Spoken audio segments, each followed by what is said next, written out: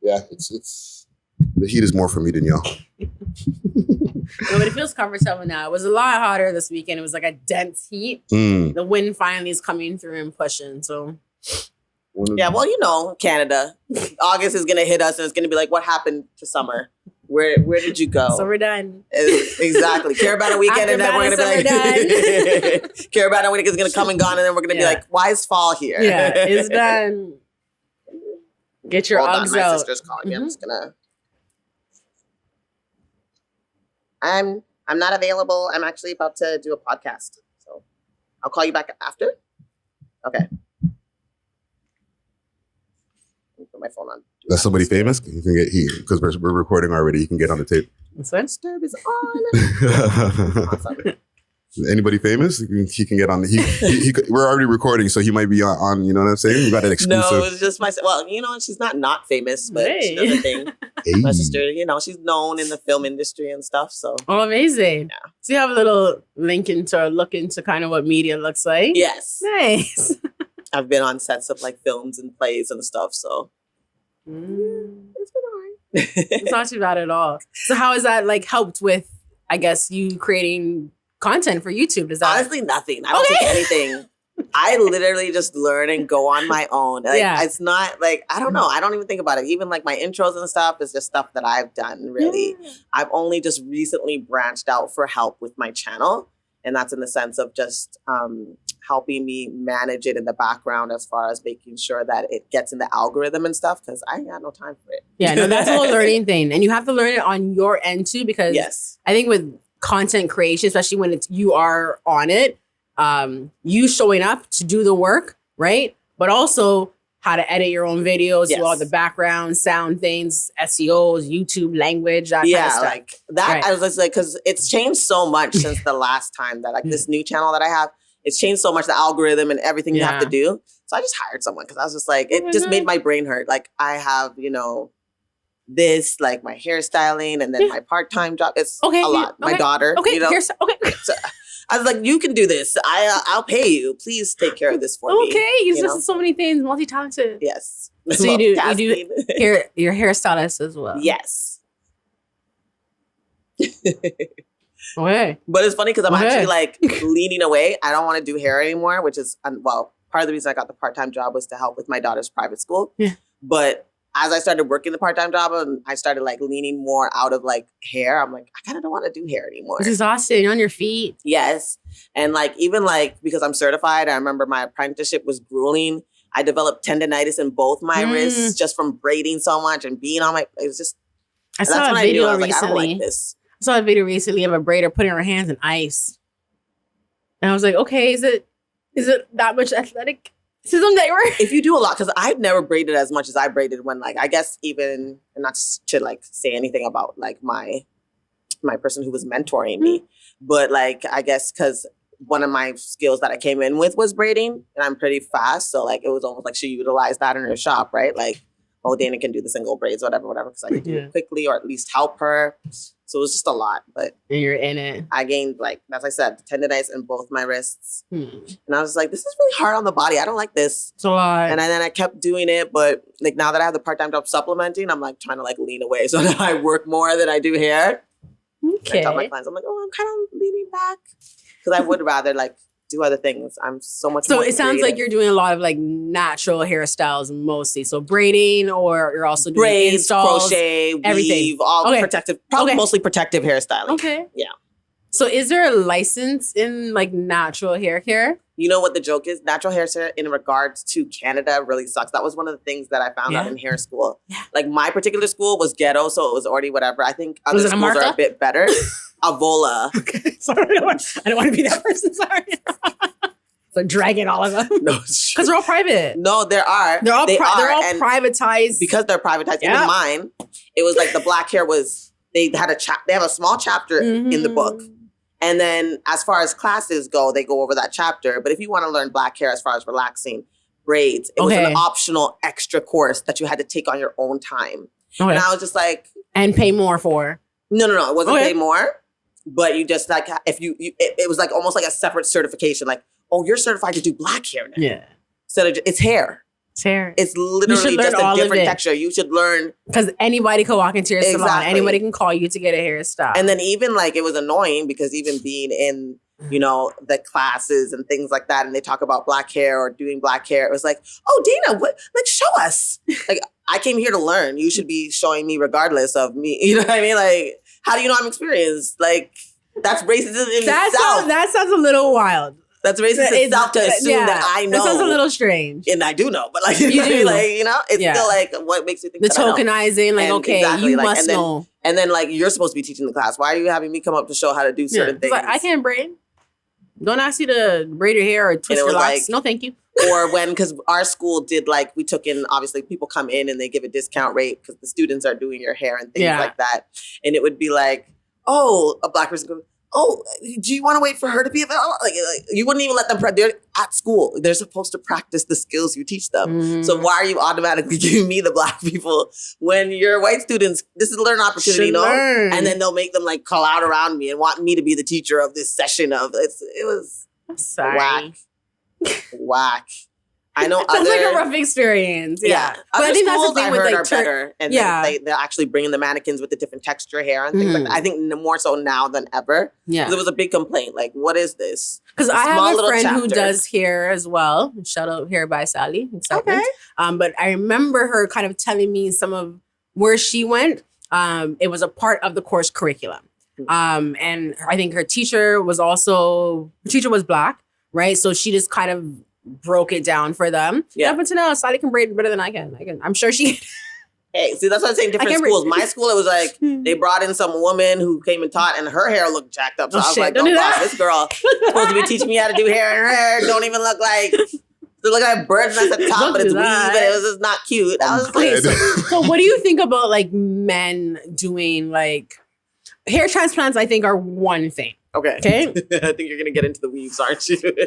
So what do you think about that? Like the lace fronts and I just think like they've always worn toupees. Like, let's be real. Like, men have always worn toupees. Like, remember that?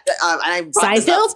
You remember Fresh Prince, Uncle Phil? Okay. And then and Carlton tried to get him to get a new look. You remember that? I remember that. They had the little Richie one. Like, they always had the texture toupees. Wasn't there. They always had toupees. It's just now, just like how women's weaves and lace fronts are getting more evolved. So are theirs. So now they're using up the lace fronts to cover up their bald spots. I mean, I think it's kind of weird if I were to take off my wig and put it on a mannequin and he takes off his and puts it on his, you know, like, that's intimate. I can see, because I think men or young men are balding a lot earlier than they ever have in their life, right? They're bald at like 20. No, so it's genetics, to be honest. So it's not really genetics. You think it's not genetics? It's not genetics. You've been eating like McDonald's and bologna your whole life. It's not genetics. Right? I don't know. If they were eating cassava and dasheen, right? Like, I mean, there are certain things like alopecia, and alopecia affects women too. But that is a condition that is diagnosed. Yeah. Some people just balding earlies. I don't know. I feel like it's got to be hereditary. They just not balding for no reason. There's usually a reason. You're like, I don't know. It may be a curse on them. I don't know. But if it is, right, if that's what's happening, I think you're right. Just as a woman can kind of adorn themselves with jewelry, hairstyles, right? I think men should be able to have the same expression. Would I personally date somebody who wore a toupee? Absolutely not. Like I can't see it. I just be like, just do the bald thing and grow a beard. Like it's just bald it off and grow a beard. Like it's just a quick thing from a man perspective. I think. I'm not a balding man, right? I'm about to say you have a plait of hair. I got a nice hairline in my late 40s. I'm doing well. That's what I'm saying. You know what I'm saying? It's the next generation. However, I think a lot of men who don't bald off their head, they don't think that they have a nice head shape. Pause. Can I say that's your mother's fault? You should have shaped your head. Nobody shapes people's heads. And one last thing. Shape your baby's head. One last thing. Empress, I don't think we introduced the guest yet. 8 minutes in. What is cool? No, that's great. Welcome to Visionary Arts. Thank you. Studio. No, chatting away. I know. That's great podcasting. Well, since we're already into it, you've heard this voice for a couple of moments now. I would say 8 minutes. A whole 8 minutes. The whole 8 minutes. Wow. So please, I forgot where we are in the conversation. We're doing intros now? Yeah. Okay, sorry. Sorry. Okay, no worries. But yeah, so we're here with Black Fairy Tingz. Hey, Hi. what's up? She's a local content creator. Yes. You said YouTube, mostly Instagram. Yes. Any other platforms? No, and the thing is, like, I can't do other I'm overwhelmed. I don't know how people have like 10 platforms and all. Like, how do you do it? Snapchat, Instagram. Now there's like there's all these different like I Riff or something somebody told me about and what's this other one that you can go live on? Like, I haven't even heard of that one. Beagle's the whole next So slide. it's just like, I don't know. I just stick with Instagram. I like Instagram. I've always liked Instagram. Prefer it over Facebook. Facebook's too fast for me. And then YouTube, it's kind of like its own little, thing. And I like YouTube a lot. I do like making content on YouTube. My first channel was a little bit successful, but I switched it up because it was kind of like a testing for me. Like, as you know, like you found me doing tarot, right? So tarot was fun. Tarot was good. I felt like I was helping people to an extent, you know, through their journeys, helping them get clarity. But and it's funny, I did a video about this, but it was just like I had to quit because I kind of felt like people were leaning on me too much. Okay. And as an empath and an intuitive person, it was too much for me. Like, I don't want to, first of all, I want to help people be their best selves. Yeah. Like, don't lean on me and my gifts. Like, I'm trying to get you to recognize your own gifts. So how do you manage that? Like, how do you, with the type of content you're creating? Yeah. Right? So I think it's with the type of content you're creating, how are you managing, I guess, your spiritual maintenance, your mental health with creating content? Well, creating content, because it's general, like I'm not doing like, it's more of when I was doing personal readings, that was really more like where you saw the toxicity. But then even when I stopped doing personals and I just kept it, I felt like I was just like enabling a lot of people, right? They were coming to me all the time, asking me the same questions. Also being like, well, you said this would happen, but this didn't happen, the anxiety of it all. And I always try to implement like, first of all, you're empowered. Yes, I can see things, right? I have abilities. I have a lot of clairvoyant abilities. So I can help people. But at the same time, you're still in charge of your life. Absolutely. This is still you. You know what I mean? If I tell you go left and you go left, but then you go right and then you go left again and you go right. And then you come back to me and be like, what happened? It's like, I told you to go left and you did all these other turns after you, you know what I mean? And it's just like, it's just too much responsibility and it's too much like on me. And it's like a lot of people not doing even the advice that's given through spirit, just constantly coming back and I'm giving you the same exact advice over and over and over again. It's exhausting. I can understand that because I had to come to, I guess, a point with my own kind of YouTube deep diving, right? Sometimes when you're consuming a lot of things on the internet, I think there has to be this space where you say, okay, if I'm consuming this kind of content, right? I have to take accountability in what I do with the information. But if I'm also just consuming, just to consume, right? To have a voice in my ear, right? Allowing me to, okay, well, no, she said this, so I can do that, right? I think that can happen with any kind of YouTube channel, but especially when it comes to any kind of guidance or life advice, those kind of things that are being created, you're right. That's going to happen because we're in a consuming culture.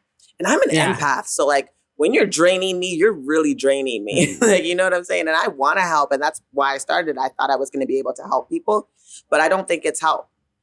That's why now my new channel is more about, yes, I'm sharing my journey, but I'm also trying to share like the tools that I got through certain things, like law of attraction.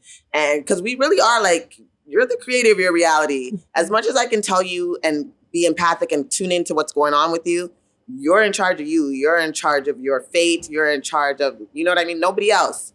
So if I give you advice and you don't take it or do take it, it's up to you to take that and like flourish. You know what I mean? I always try to come from a place where I'm empowering someone. Even if what I see in the cards is not the best, I still try to switch it around and be like, remember who you are in this. Yeah. Like, yes, this is saying this is a bad situation, but you have the power to change that situation. You always have the power to change it. So that's kind of like where I'm more so at now with my new channel, Black Fairy Tales, where I use my own situations and my own stuff to like kind of like help people. Yeah. Even that's hard because I'm like, it's hard to share your stuff, especially on a platform where people come to judge you. That's it. But even because sometimes I don't even give it all away yet. I'm not all the way comfortable, but I do feel like it's a part of my journey to share because I do want to help people grow. I know there's a lot of people who have been through things like me, maybe walked a little bit like me, you know what I mean, to get to where you are, or even feel the same way that I feel with everything going on in the world. So and I do see that in your videos. I do see that you are being more vulnerable, transparent, sharing things about your life, your story that you truly don't have to, right? You could have gave them the clickbait version of whatever you're going through. I think one of the ones you have recently was, I guess you did a 30-day challenge. Yes. And you're like, well, shit, a part of it I failed. I didn't watch the whole clip, but you were just so honest about like what tends to happen. Usually someone goes like a 30-day challenge, right? And they don't share when they were crying on the first, second, third day. Absolutely. Right? So I appreciate that. I do appreciate that. And I think that's why I've continued to just like check out for you, right? Thank you. I think if you really felt that the tarot readings were doing like way too much, just wasn't giving what I wanted to give. Yeah, which is understandable. And you're going this direction. I'm still seeing that you're being vulnerable though. Like I'm still seeing you're putting yourself out there. So that's really exciting to see. Thank you. Yeah, I've come a long way and I've grown so much. And I do get a lot of questions, especially because of like my background. Like I grew up super Christian. I grew up Seventh-day Adventist. Okay, super Christian. Yeah. One of a very strict type of Christianity. Yeah. And to come out being the spiritual person that I am. I mean, I've had people who I went to church to call me a witch. And I mean, I guess. But to your face? No. Oh, wait, I was going to say. Even if they did, like, now I embrace it. Like, oh, I'm a witch? Like, okay. Like, you must think I'm pretty magical. I wouldn't describe it. I call myself a fairy. I think I'm more lighthearted. I'm not really, I don't know. I guess, and it depends because it's like, even when you look into witches, like there's different types of witches. There are witches who don't do dark magic. There are witches. Even where the word comes from, who was being targeted at that time. Exactly. Well, I don't know how much you want to dig, but. I mean, we can go there because like it's deep, right? It's deep. Do you think that there's room in Christianity to practice spirituality? I think it's already happening and it's been happening. I've definitely seen it a lot more, even in like my spiritual groups. There are people who still identify as Christian, but do candle magic. There are people who identify as Christian and do hoodoo. So, and they use their like Jesus and the saints and, you know what I mean, to do their work. They're conjuring up the same kind of energies. To me, it's all energy. It's like, but people have their say. But I think it's already happening. It's been probably happening. In fact, hoodoo is like an African-American based spiritual religion, but it's based in like needing to hide their spiritual beliefs behind. Like that's why they're dealing with the saints and a lot of they're like, oh, saint this, but it really is a representation of a god or goddess. I think Santeria as well. It was the recreation to put it in the light of the oppressors at the time so that it was easy for them to kind of do what they need to do. Exactly. Yeah. Because in Catholicism, if you look at them, like they be burning candles for those boy. I'm just saying, like, if that you red door, boy, let's go. If you look deep into religions, they come from some notorious places. Even Christianity was born out of like paganism, survival, to a point. Paganism, though, like that, what they call witchcraft now is what Christianity was born out of. I mean, people don't like to talk about it. You know what I mean? People, are very sensitive because that's their beliefs. I'm empathetic because I used to be that Christian too. Absolutely. Like you couldn't have told me nothing. Okay, absolutely. I was laying down my soul on the cross, you know what I mean? The blood of the lamb and all that stuff. So I get it and I empathize. I don't argue. At first I used to but I guess the turning point for me was learning Black history. That's what kind of kicked me out of Christianity, was just realizing how it was used in that way. So for me, it was like this evolution and that made me explore spirituality. And that's when I started finding out about all the beautiful gods and goddesses we used to, you know what I mean? And I don't even believe in worshiping anybody. You know what I mean? I think you're the savior you're looking for. A lot of people might crucify me for that, but that's just how I feel. Like from what I've learned, from what I've discovered, I feel like the most powerful person in your life is you. Yeah. Like I know that church Christianity takes up a lot of space in your life, right? You're going to Sunday services, you're going to youth service, you're going to set up before with the chairs, then you're having dinner after. I know don't forget choir and all the other extracurricular activities. Okay. There we go. I went to camp. I was something called Pathfinders. Yeah, I said I was VBS really... and those kind of stuff, yes, right? vacation. I grew up here. Don't worry. Don't worry. I did it. I did it. Trust me. And what's the next one? Winterfest. Mm-hmm. All those things. Like, what did we have? We had one that was every summer. What's it called? I can't think of it right now. Some big camp thing that we used to do like every year. Anyways, like, so it takes up a lot of time, right? It takes up a lot of your childhood.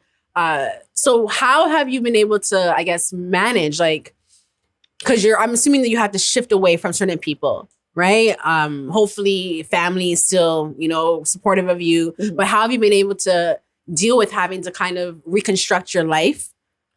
I actually feel like my family kind of like is more like don't ask, don't tell. Because honestly, like I'm not the only one in my family. Like I would say, like especially specifically my main family, like my sisters and brothers. Like my sister, no longer Christian. My brother no longer labels himself as Christian. Backside, long time. Yeah, long time. Like before even me. You know what I mean? So I just feel like I don't know. So I didn't feel like from immediate family. My mom's kind of like, don't ask, don't tell. Like she might say something and I'd be like, I don't agree with that. And she's just going to be like, I think, but she's like that with me anyways. Cause like, she's like, I'm not going to try to argue with this one. Like she's an Aries, my Aries child. I'm not going to argue with her. Like it's going to go nowhere. You know what I mean? Type thing. So she kind of just like brushes me off. And then I guess the rest of my family, they don't really, even though they may see certain things, because they follow me on Instagram and things like that. They see what I talk about, I'm sure, but they've never addressed it to me, like come to me and said anything. The friends, I've heard mostly like back talk. Like I said, like, yeah, I remember the one person like the witchcraft thing. Yeah. It was like. And they've been talking shit. I can promise you. The witchcraft thing was like, when I was called a witch, it was like that's probably before the pandemic, I think it happened. And it was a friend of a friend. Like, we're cool. I wouldn't, whatever, acquaintance. Met through somebody else. Yeah. And she came to ask me, she's just like, okay, I'm going to ask you something weird. And I was like, give it to me. She's like, are you practicing witchcraft? And I started laughing. I was like, what the hell are you talking about? And she was just like, oh, said friend said that you were doing witchcraft. And then I did check out your page and it just seemed you were doing tarot. And I don't necessarily think that that's witchcraft and, whatever. But I just wanted to ask, like, she had like, I'm going to ask you about this, which is what friends should do, right? Yeah. Like, if you have a question about something and you're thinking to yourself like, oh, this person's up to something, or you think my soul's at risk, then why wouldn't you come to me? Why are you gossiping about me, right? Because me and this girl don't even talk like that, but she just felt a part of herself to be like, I want to check in with you type thing. And then it turned out it was from another girl and that said, just it was a drama pass along thing. And I was just like, it's so funny. Like, one girl, I grew up with her in church. Like I'm talking about, like, I met her when I was Sunday 6. School, yeah. Sunday school together. Yeah. Baptized together. Yeah. And that's why I asked, like, church has a lot of ties in your childhood. I don't think you realize how attached you are to your childhood church ties until you're like, oh, I'm in the space in my life where I'm seeking my spirituality. Because I can say the same thing that my family, very Christian. Yeah. Very, very Christian. And I was exposed to a lot of different things because I'm of Caribbean descent. Yeah. Right? But in actuality, we were a Christian home.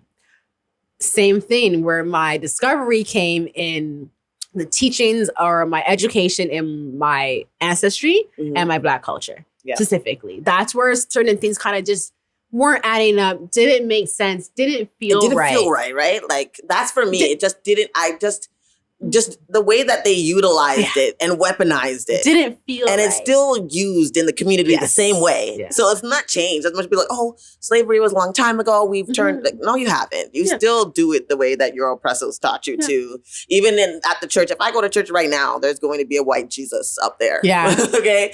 Filled with Black pews. Yeah. Black people in the pews. Yeah. And I remember, I think one of the last times I went to church, that's what made me sick the most. And it was Jesus with all the little children. And I was just like, it just felt, you know, and even my daughter was like going to church and stuff, which I didn't mind because like my aunt, they were trying to help me, you know, like, let me take her to the weekend, get your break. You know sit for a little bit, sit for an hour. You know what I mean? You're a single mom. Let me like read a book, read a Bible, do something, and like I'll take, you know what I mean? And she would go to church, and she had fun there, you know. Of course, I had fun times at church. Yeah, I still remember the fudge cookies, the indoctrination I started to see, and I was like, oh my gosh, and all the sugar. I still remember those fudge cookies. They had them in Bulk Barn. Yes. They're the little fudge and they're chocolate and they're like. They always had the best snacks for sure. They did. They Adam's apple juice? Snacks and the juice boxes and the candy afterwards for sure. Yeah. It's great. It was great. It was. It's a good times, right? Yeah. So you send her like one of those experiences. Seriously. But like I said, like I would go to church and then I would see the white Jesus and I'd be like, oh my God. Yeah. I think where I got to benefit is that a lot of my family is very freedom fighter or Black focused. So I think having like that duality in it was kind of a blessing, right? You don't realize when you're going through it and when I guess you're moving away from the church, there's all these things that come up in your body, physical things. I remember kind of going through like real physical pain, all the back of my head, my neck, my shoulders. It's a lot. You're like through your throat, through your chest, right? Because there's a lot of things that you're letting go of. Do you have any tools that you've used to kind of maintain yourself, like self-care and spirituality? I think embracing those emotions instead of trying to like lock them up, like allow yourself to feel the grief. If you're going through something, like I remember like I cried a lot because it was like a lot of misunderstanding. I felt so misled. I felt lied to. I felt like cheated somehow. I just felt like, I don't know. It was hard to describe, but there's a pain there because it's like, I believe this my whole life. Yeah. And now I'm seeing what feels like to me the truth of it all. Truly heartbreak. Yeah, it's truly heartbrokenness. And I tried to navigate my way around it, but at the end of the day, I just couldn't do it, right? But then came the other discoveries. As I searched, I found great, amazing information, great history. I learned a lot about myself. I learned a lot about others, you know what I mean? Because it showed me a lot of true colors about the people around me as I start to question it and as they would, you know, pretty much crucify me for like, how dare you question? You know what I mean?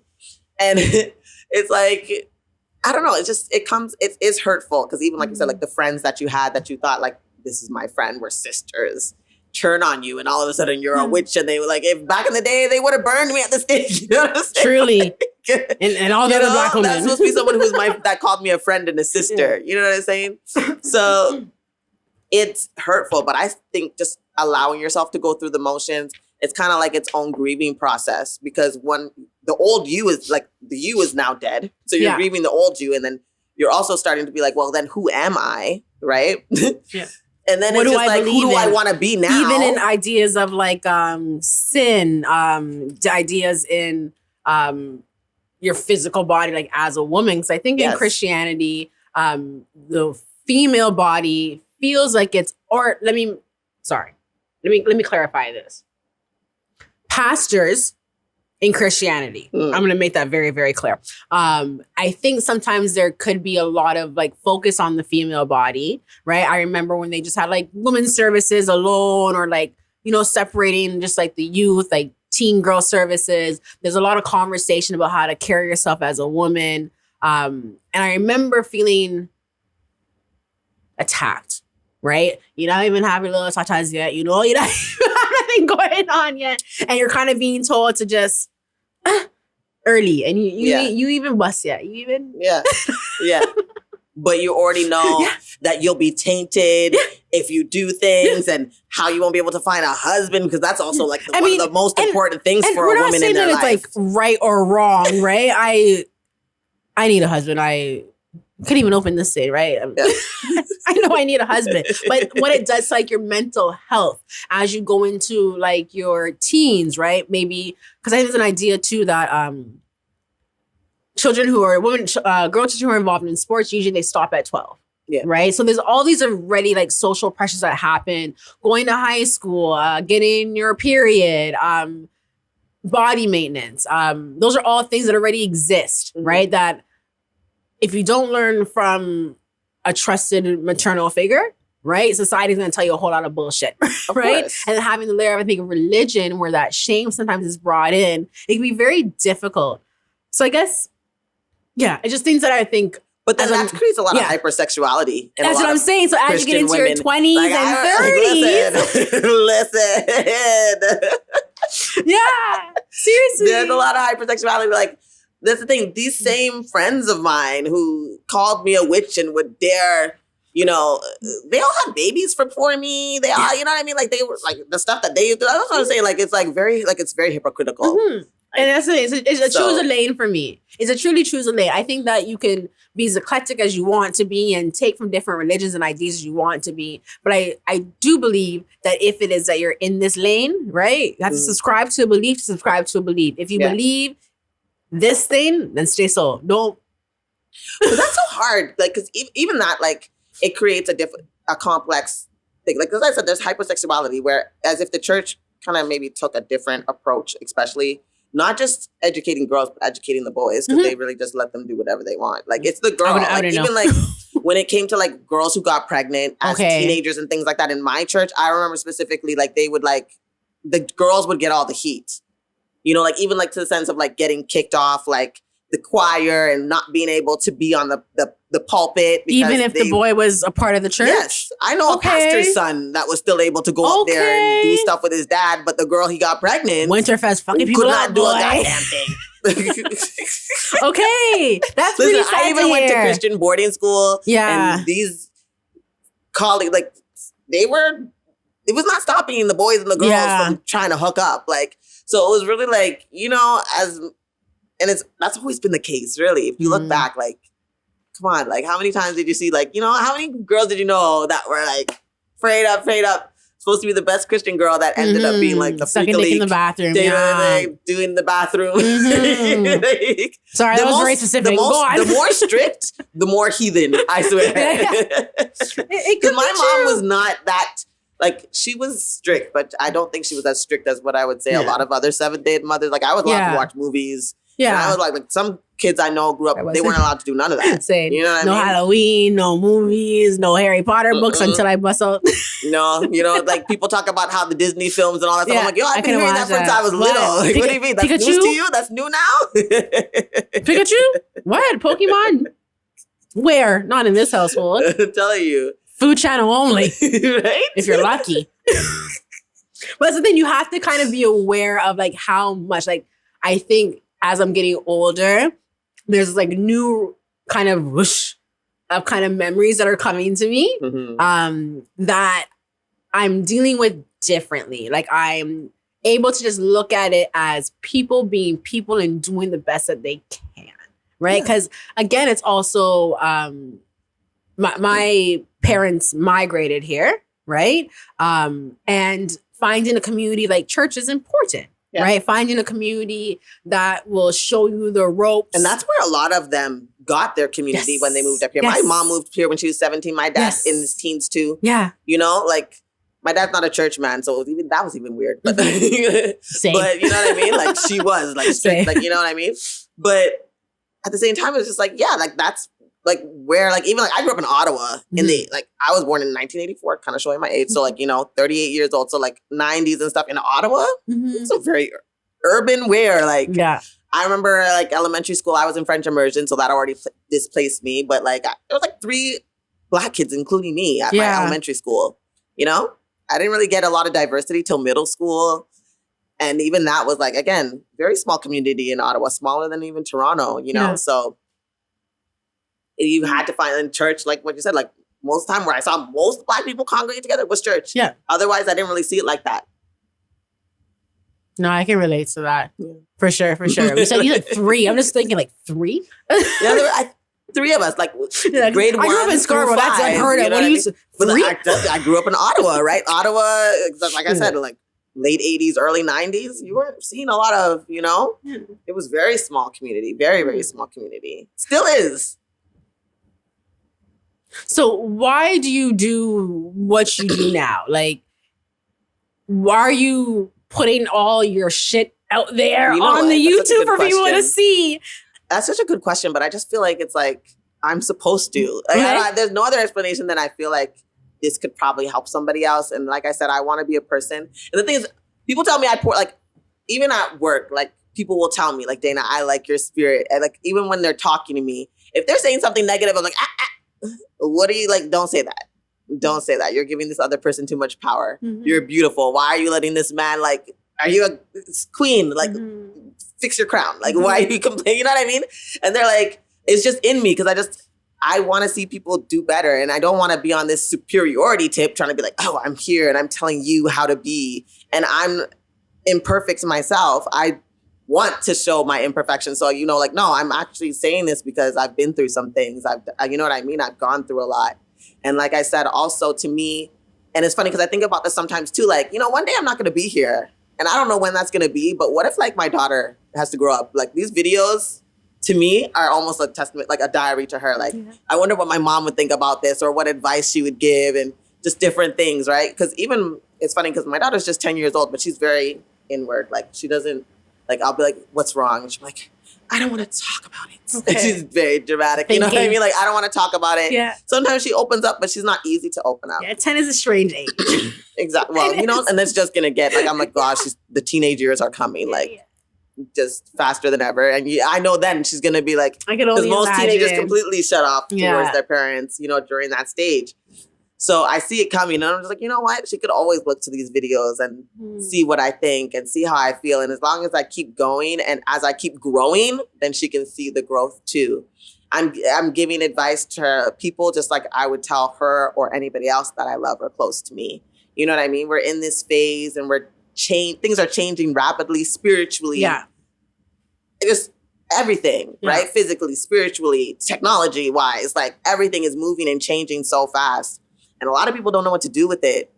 And a lot of people don't know how to keep up. Yeah, they can't keep up. You know what I mean? So, and a lot of people during all this time have gone through so much trauma. And I've been through a lot of trauma. So it's just like, I just want to be there for other people. And I would also like to come up with a circle. Like, is there anybody out there like me? Like, I'm looking for people too. And in a sense, because it's like, now I've left this circle of people that I love, and they pretty much are like, we don't want to rock with you because you don't believe what we believe anymore. So it's like, I'm also trying to find my people too. Find so community. How else do I do that rather than I have to kind of put myself out there?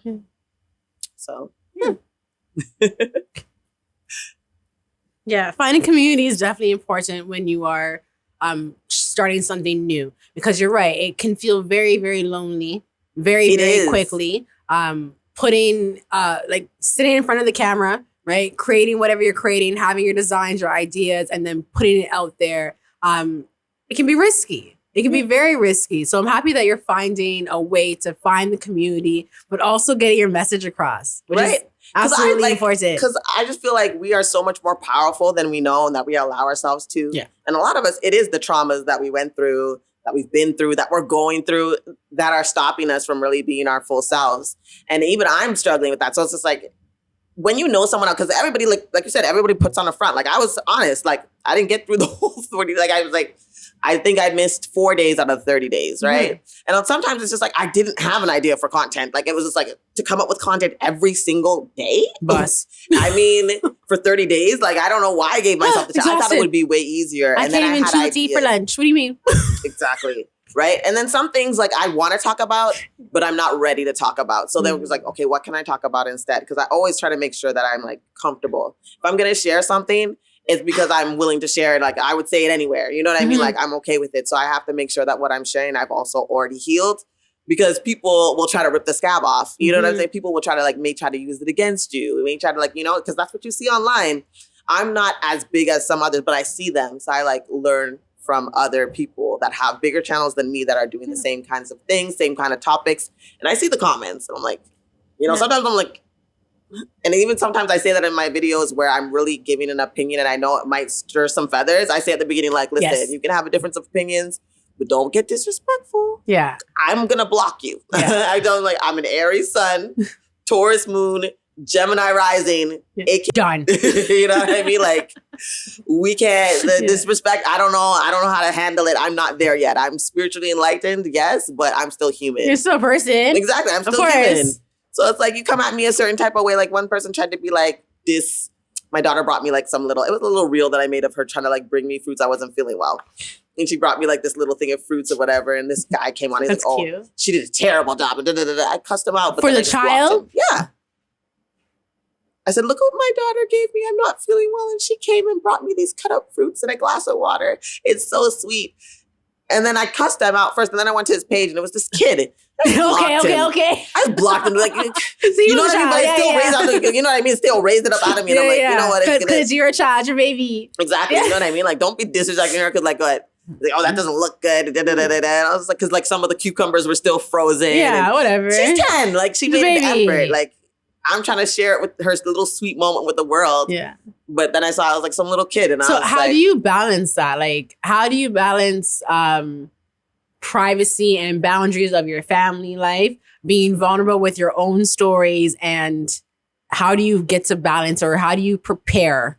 You know what? I'm just me. Like, I don't prepare. Like, you get what you get. I'm human. Okay. And like I said, like, I'm a feisty person. You know what I mean? Like, you touch the wrong button, I might blow up on you. And that's just like me. I've accepted that about myself. Yeah. I'm good with my flaws. Yeah. You know what I mean? Like, that's where I'm at now. Like, no, I'm human. I'm not perfect. And you get what you get. Like, I know I can be a little bit blunt and I'm like aware of myself. So even when I talk to people, I know, like, for instance, I'll be like, do you want my opinion? You know what I mean? Like, try to ask first.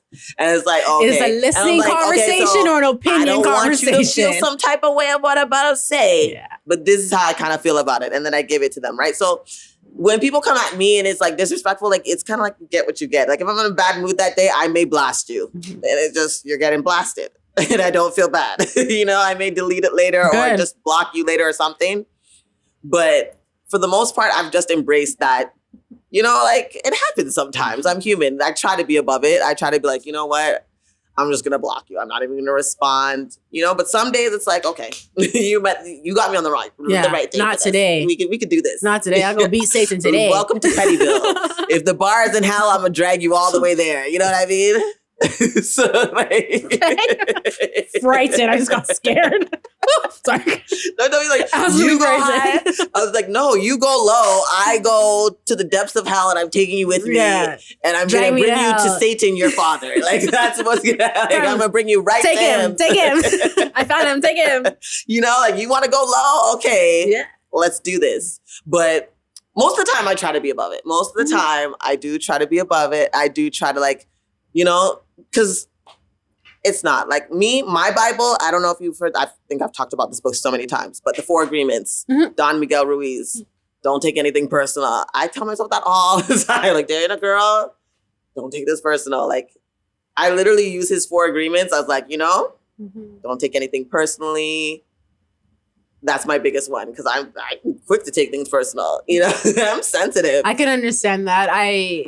I try to tell myself, don't take things personally, especially the good things, right? Yeah. So I think there's a part of it too where like, okay, yeah, negative things. Okay, sure. But also people gassing you, right? Yeah. Because sometimes when people are gassing you, it's not always for the intention of making you feel good, right? Yeah. And even still, like, don't get caught up in it because people who love you can turn around and hate you the next day. So it's like, yes, take it, but also be like, take it with a grain of salt. Be like, oh, that's so nice, but don't let it get to you because that same person, you could do one little thing and they'll turn on you and you're a bitch and they don't rock with you and you're all types of like, you're musty, crusty type of like, they're just cussing you out and you're like, whoa, like you loved on me last week. You said I was like, cool. You said we could be sisters and then, you know, people can turn on you. So don't even take that personally. Don't take the compliments personally and don't take the negativity personally. Especially, it's never about you. It's never about you. Either way. So. And so I work in the education field and that's something that you learn very, very quickly.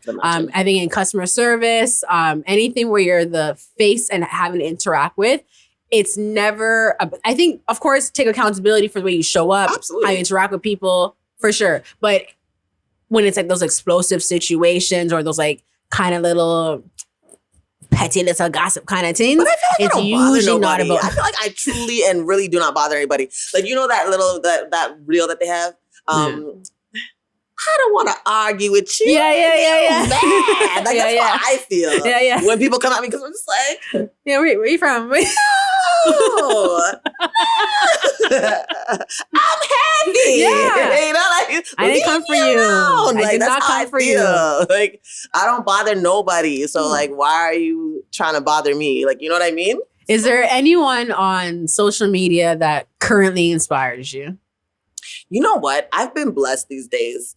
It's funny because two girls that I would say I was kind of close with just ended up blocking me out of nowhere. I don't know. Maybe for the better. Obviously, like, to me, that's how I took it. Yeah. And I blocked them back too. Like, you can't come back. Yeah, maybe for the better. And it was kind of like Spirit told me, because it was weird that I even checked because I hadn't heard from them in a while and things like that. So I went and checked and I'm like, oh, I'm blocked. It was funny because we had a really good relationship. But again, those relationships that I developed during tarot, and I'm just thinking like, oh, maybe because I'm not accessible to you anymore in that way. Okay. You feel like, and because I've changed a lot in the sense of like, remember I said like, even from like, I used to dabble in candle magic. I used to dabble in, I tried a lot of different things. And it was a part of my spiritual journey because I was really trying to find myself. Like, who am I now? Like, what do I believe? Where do I fit in? And I was totally okay with like looking into, and I do everything. I educate myself. So like if I was doing hoodoo, I talked to hoodoo practitioners and I watched a lot of videos and tried to see, what resonated. I think that kind of stuff can truly help you. But now I'm at a point where I don't feel I need that kind of help. Like, I don't think it's necessary, but I think that if you need to use it to get to where you're going, right? Because like I started down here. When I first started on my spiritual journey, I was broken. All those tools helped build me up to gain the confidence that I have now to even make me feel that I'm disempowered. So I don't regret it. I don't think it was a bad thing. I don't think it doesn't work. I think whatever you believe in works, period. Whether it's Jesus, whether it's whoever, whether it's Lakshmi, a rock, whoever. If you believe, because that's the law of attraction. If you believe in something, it will appear, right? So I think no matter what tools you use, right, you're going to get what you believe you'll receive from it. It's more about like your conscious thought. And I think that's what prayer, meditation, all leads to is, okay, well, this brain gets very, very busy, right? And you just be going at all kinds of different directions all the time. Yeah. All the time, right? It's about being aware of the stream of thought that's happening. And these tools do bring it down to focus, right? Focusing on the flame, watching the movements of it, reading for yourself, journaling, reading your Bible, prayer, sitting in stillness are all ways to just kind of get that, what they call it, like that monkey brain, get that shit under control. Yeah. And it's not to say I'm an atheist. I truly believe that there is this beautiful source energy out there that is responsible for all of us being here. But I just don't think I can get down with the religious spectrum of that. To me, if I do truly think God is love, right? So all these other things, like you're going to get punished and all these things, like why would you give me free will and then punish me for using the free will? That doesn't make any sense. Like, I'm going to give you free will. I'm giving you free will. Do with it what thou will. And not that though. Not that. No, not that. Not that. Not that. Don't steal that apple. Don't do that. Like, what? Like, okay, how is that free will? And I also tell people I liken to the relationship that they like, I say Christianity because that's what I grew up in. Like, I'm not trying to attack Christianity, these people. I'm not trying to, it's just, that's what I grew up in. If I was Muslim and I changed, I would be talking about, myself as a Muslim. That saved me on a number of occasions. I always say that there's a lot of things that I have passed through, right? There's plenty of things that I have passed through that I know for certain if it wasn't for my grandmother's prayer specifically, I would not be here or be in the condition that I am. And I'm completely aware of that. But Absolutely. You know what? It goes across religions and spiritual beliefs, right? Prayer, the belief, and even like putting white light around you for protection. Angels, I still rock with angels a lot for someone who's not Christian. You know what I mean? But that's what I'm saying. Like it's all an energy. And I tell people I liken to like sometimes like the Christian relationship with God. I'm like, if I described God to you in the sense that Christians describe God to me, but I was talking about a man in my life who was treating me like this, would you tell me to be with him? Right. Okay. There we go. Honestly, okay. I get, it's not the same thing. The deflection. Yeah. But at the core of it, they know. Yeah. They would not tell me to stay with this man who told me that they love me unconditionally, but little things that I'm flawed for doing or making mistakes or whatever, they were going to condemn me and punish me and all these things. Yeah. You would say, girl, get out of that relationship. Yeah, back and forth. You would say, get out of that. blink twice. If you need help. Twice. You know what I mean? You would be that's what you would be telling me. So that, and you know what I'm saying? And everybody's relationship even in the Christianity perspective is different. Some people I don't feel that way about my relationship with God, and that's great. But there are people who feel that way, and they may find comfort in different things and other sources. But to me, as long as the energy is of love, what is the problem? Having a healthy relationship with God, I think, is more important than whatever religion you subscribe to. Yeah. It's having a healthy relationship with yourself, right, is more important than paying tithes and doing these things. Absolutely. Another thing that I get into a lot too, when I'm on this topic, is the idea of how some people get uncomfortable when people I'm a god, right? That doesn't make me uncomfortable. I do feel that way. Shut up, Kanye. You know what I mean? I was about to say I'm about to get real Kanye up in here with this, but I promise I'm not going there. But to an extent, I always tell people, and I understand too, I challenge people's belief. I try to use logic. Does a baby cow have humans? You know what I mean? If I'm a child of God, would that not mean that I am a god? I'm a child of God. And the thing is, you couldn't, I don't know how to create a cow like God created a cow. But the camera you have in your hand, the microphones we're speaking to right now, all came from a person. Yeah. They imagined it and turned it into it, right? Those are your God-like gifts and abilities. You have the ability to come up with an idea and manifest it and make it a reality, right? And that goes for even relationships, right? It's across the board. We've seen it, law of attraction, The Secret, all these things, all these people saying this is how I manifest, right? So it's you should embrace that part of yourself, but we're told, again, the religious aspect kind of tries to hinder that. Yeah. The man before his time was Rev Ike. I love Rev Ike. You don't know Rev Ike? I don't Look him up. He was a money teen. Oh, the half bald-headed guy with the... No, he's not bald-headed. He definitely has luxurious hair. Okay, who's that? Wasn't he some kind of a scandal at some point? I'm not sure. I never heard about any scandals. Or maybe I'm mixing him up with somebody else. Because he passed away, right? A while ago. So now you can see his teachings. But a lot of his teachings was money manifestation. And his belief was... again, that he was the creator, his perspective of God. And he used Christianity in the Bible to pretty much teach the law of attraction, is what I will say. He used the Bible and even when he said, he's listen, when you're hearing this story, this was not an actual story. This was a perspective of the mind. When they spoke about Jesus and this, he was talking about the different perspectives of the mind that you can contribute to Jesus, right? Okay. And things that we have instilled in ourselves and things like that. So to me, even that is more of and that's his church, right? He got contempt for it a lot, because he was very rich. He was very rich, right? Rolled around in Rolls Royces, driver in front. Okay, I'll look. No, you know what I'm saying? But he was telling people, you could have this too, though. Right. You know what I mean? He's you don't even have to, I remember one of the money things that he said, he was you want a car? He's you know how many people are working at a dealership right now begging for you to come in to get a car? You know what I mean? There's prayers out there praying for you. Yeah. You know what I mean? People are praying for you to come into their store. But so it was just, get your commission, of course. So his perspective of Christianity and Christian-based thinking, it was way ahead of his time. But I would liken it to that. There's truth in the Bible. I'm not going to deny that. But I think the way that it's been told to us, given to us, and even the way that the construct has made was to enslave us.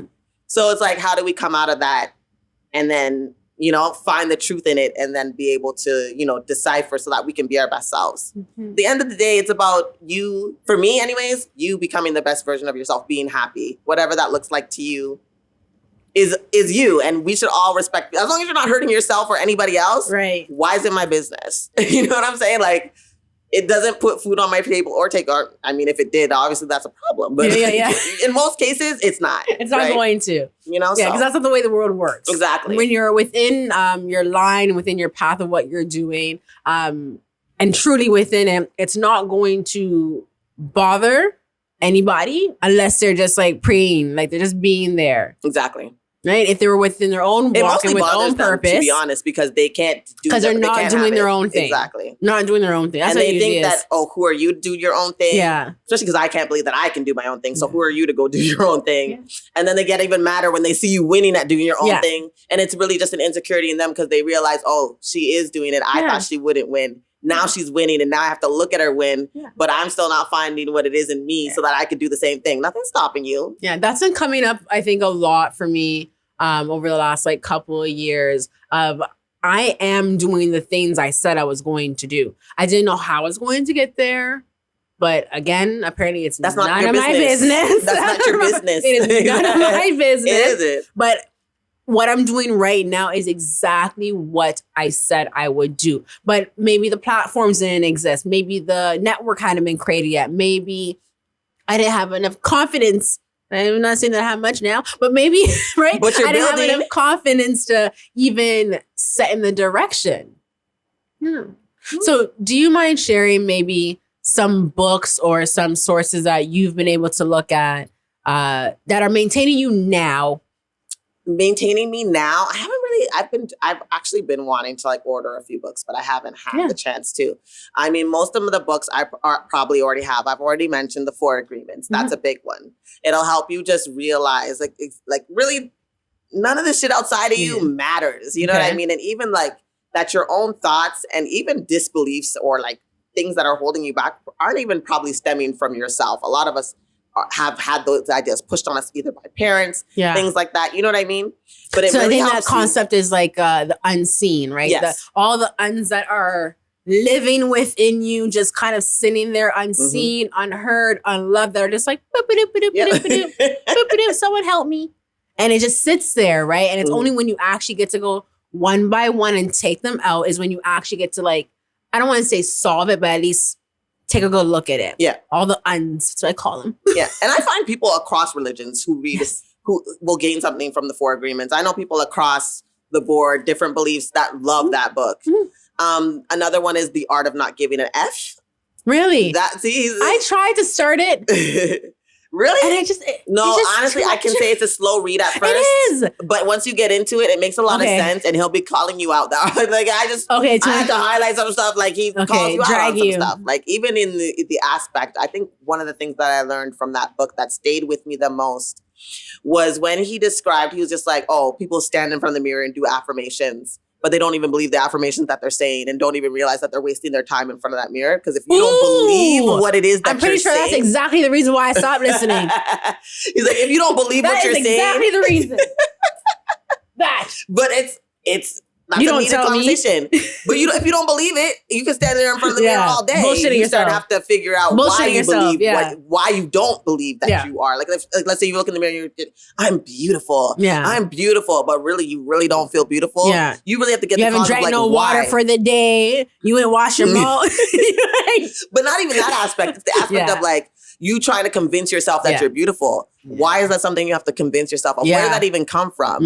Once you start doing, and a lot of people call that shadow work, right? Or inner child work. Because a lot of times you're going back to childhood. Like a lot of people may have called you ugly when you were little. So now you're older and you can't see the beauty in yourself, right? But that's the challenge. Because if you still don't deal with those traumas that caused you to have those beliefs and you're standing in the mirror, it's a waste of your time. You've got to heal the root of the problem. And that's, again, another reason why I share. Because it's like this, where I'm like, this mindset that I have came through healing. Yeah. Period. And what I've also seen a lot, especially on like social media or Instagram, is this kind of package healing process, right? This package, very, very pretty, flowers and bundles and all kind of shit. Like, putting that to the forefront for people to kind of, do their self-healing. And usually it started off with affirmations, journaling, and self-care, I think is all the trending language that's around it. Yes. But what they don't want to address is, you're right, is the childhood issues or even the way that maybe you have made people feel like shit. Right? Exactly. I have a video that says that, like, sometimes you're the villain. Like, I think I said, like, and you have to accept it. Like, I think you should, sometimes, like, you're the villain because you're just doing right by you. Yeah. And other times you're actually the villain. Because you're being an asshole. Are the villain. Like, it's okay. Like, and the thing is, if you are like reached my age and you can honestly say you've never been a villain, you're a liar. No. You're a liar. I am plenty of Everyone asshole. has been the villain. Everyone has maybe done something self-surfing, selfish, mean. Like, because we're human, and that's a part of the human experience. Like, we didn't come here to experience like all love and light. We had that, you know what I mean? Like, when you think about it, my beliefs, Like we came from a love source, like source energy, the universe, God, right? Which is this loving place. We came here to kind of like challenge ourselves. Yeah. Which comes with the meanness. Like you can't always be kind. Like that's a part of the journey. And that's why I said like now I just embrace who I am and where I am that day. Like if you catch me on the wrong day, I may cuss you out and you be like, she's supposed to be spiritual. She's supposed to be spiritual. That means I'm supposed to be above it all the time. You can walk all over me. You can talk to me any type of way. No, that's not what it means. And I'm just supposed to do what? Smile in your face and be like, love and light to you. That's all the way it works. No. And I think you see my reels. I do a lot of reels just like, joking about that perspective of myself. Yeah. You know what I mean? Yeah, that's not the way it works. You have to kind of be by yourself too. I think, especially as like a Black woman of Caribbean descent, you do learn that all these things that your grandmother was talking to you about, your aunts and your mother was talking to you about, stay home and rest your friend, they were being very, very serious, right? Some of the self-care practices that I'm now including into my life, things like yoni steams are things that they said to do, right? Spending a certain amount of time before and after a menstrual cycle, just sitting with God and praying, just being there, all things that I'm like, don't worry, I'll be fine, right? And then you hit 30, you're like, oh shit. And that's the thing, a lot of the traditions. Yes. That's what I'm saying. A lot of the traditions that even we have in our Christianity, even washing the feet, right? Like even that is like a cleanse, a spiritual cleanse, right? A lot of us have like, there's like, even like, you see those foot patches that people put at the bottom of the feet to like, take out the toxins of your body. Like literally, you know, so washing your feet is a real... Covering your head or like covering your head and through like your chest. Like those are all things that are, again, have, I think, religious ties to it. But there's also But culture. Religious comes from spirituality. Right. It's just been corrupted. Right. Like I said, it's just been... Right. It's almost corrupted and kind of like perverted. Perverted for sure. You know what I mean? In the sense of like, how it's set up to even have us like judge others, you know? So do you see something, like, do you see any correlation in like the role of your culture in how you're now practicing, I guess, your being? Like, doesn't have to be spiritual, but. I feel like before it was a lot more culture based, especially because I was exploring a lot, like even like the Santeria and all those things, I was exploring a lot. And right now, I just feel like I'm human. Like, I'm a Black woman first, but I'm human and I'm just having a human experience. Like that's how like I'm taking it day by day. Like literally every day I wake up and I'm like, what's going to make me happy today? Like Pippi Longstockings. Sometimes what shall I do today? Exactly. Exactly.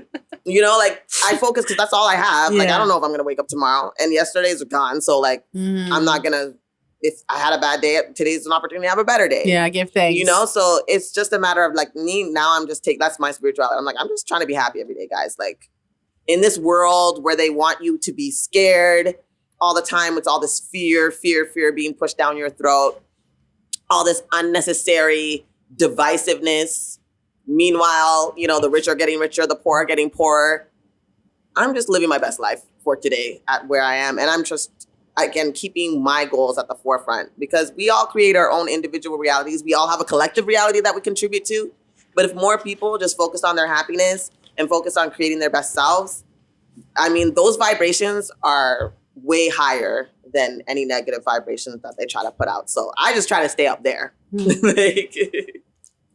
Thank you so very, very much for coming out today. I am so happy that I got to meet you. Thank you. I saw, because honestly, like, we've been on Instagram, just, you know, back and forth, like little messages like, oh, this is so cool. Yeah. And you've been very supportive. Oh, thank you. I tried. Like, you remember back when the Tarot channel was popping, I was like, you would share my stuff and everything like that. So I always appreciated that. And I did a reading with you. Yeah. I think early's. Was it like during the pandemic or before pandemic? I think it was before. That's how I gauge everything now. Pre-pandemic. Right? Like how long has it been? Like we Yeah. And I think you pulled a couple of cards for me. And I'm pretty sure you pulled a hermit card for me at some point. And it's a card that is forever just like beating me over the head. You like to be by yourself.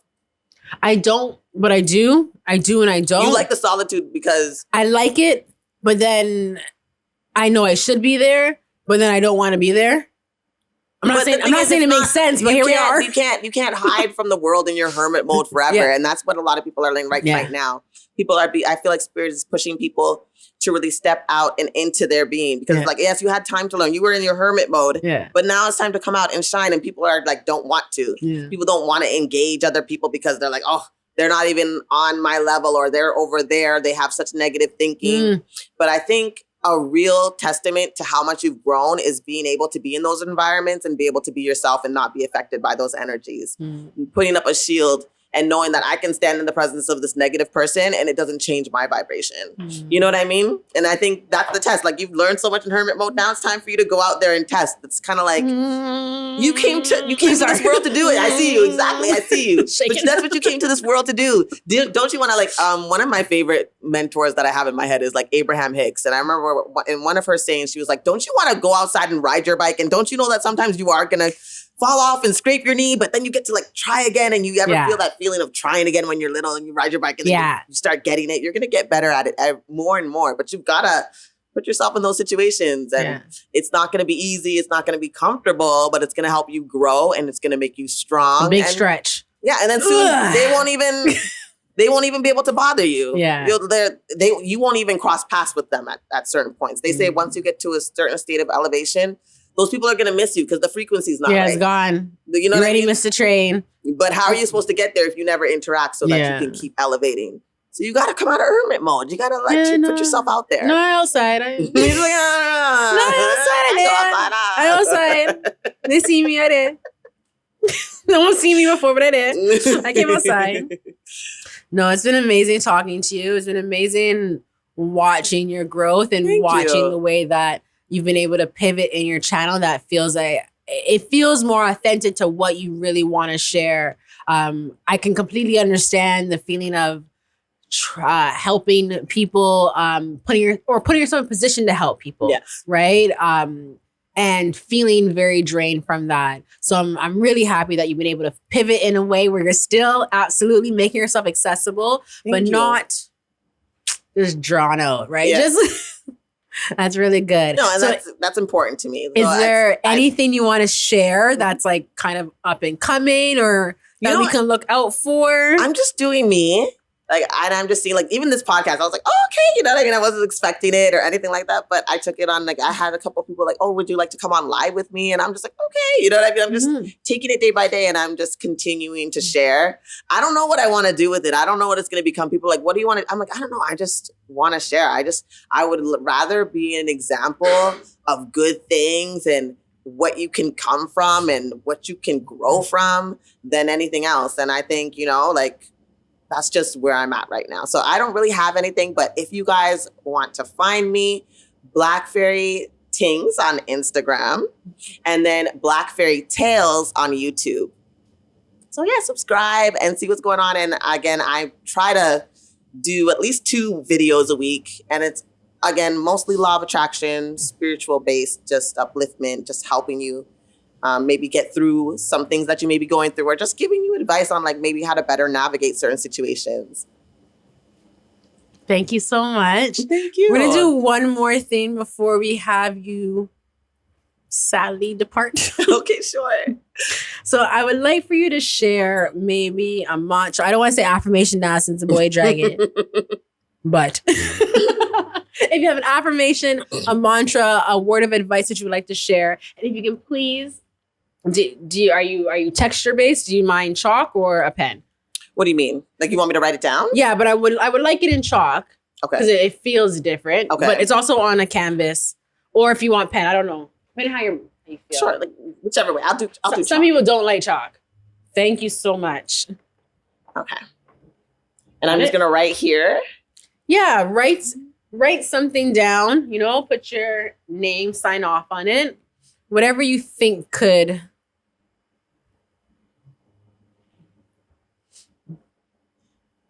Is it showing? Yes. Okay. As long as it's showing up, don't worry. I think it should show. There is a darker color. I don't know if the camera's gonna pick it, but let's see. Okay.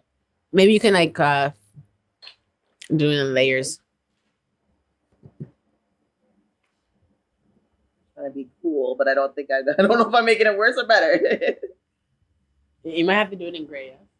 Yeah? There's a gray one in there. Yeah, okay. really? Yeah, so yeah, you can see it? Okay, perfect. I'm trying to ruin my creativity here.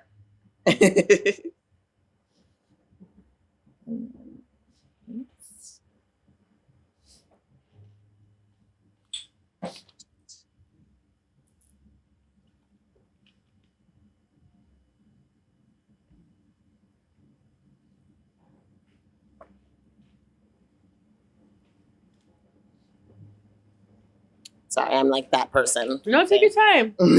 Absolutely, take your time. Something intentional. I'm gonna keep it forever.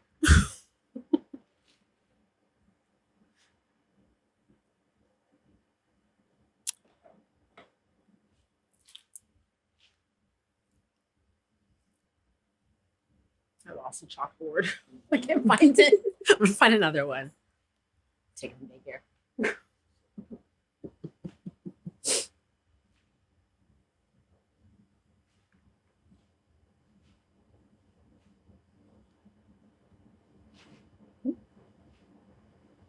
I'm so extra, you guys. No, you do it. I brought variety for a reason.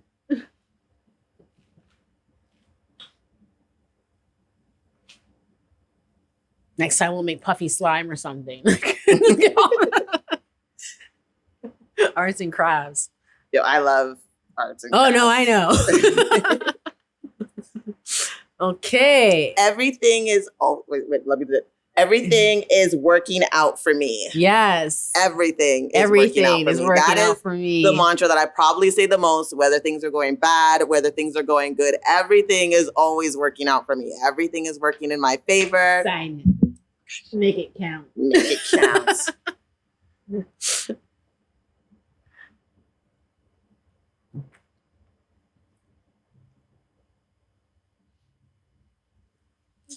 Thank you. Thank you so much, Black Fairy Tingz. You're very welcome, guys. We Thank appreciate you so much coming for out. me. Of course, of course. So please check out all of your stuff. Your YouTube is Black Fairy Tales. Yes. Yeah. So for those who are listening and watching, go check out her page. Yes, please. Lots of great information on there. And thank you again. It was wonderful talking to you. Thank you. Yeah, it was great being here. Thank you for having me again. Of course, of course, of course. It was good. I'm so excited.